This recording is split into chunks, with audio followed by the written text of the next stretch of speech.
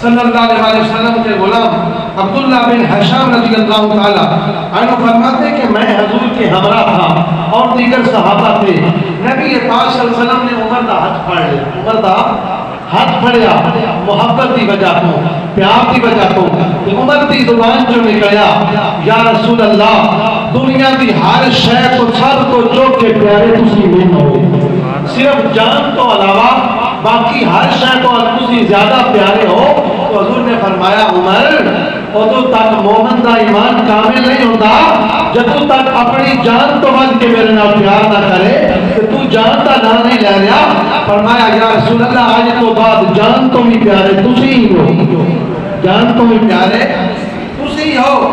تو ترمذی شریف کی حدیث مبارکہ ہے عقبہ بن عامر رضی اللہ تعالیٰ نے فرمایا کہ نبی پاک صلی اللہ علیہ وسلم نے فرمایا میرے بعد اگر کوئی نبی ہوتا تو عمر ہوتا, میرے بعد اگر نبی ہوتا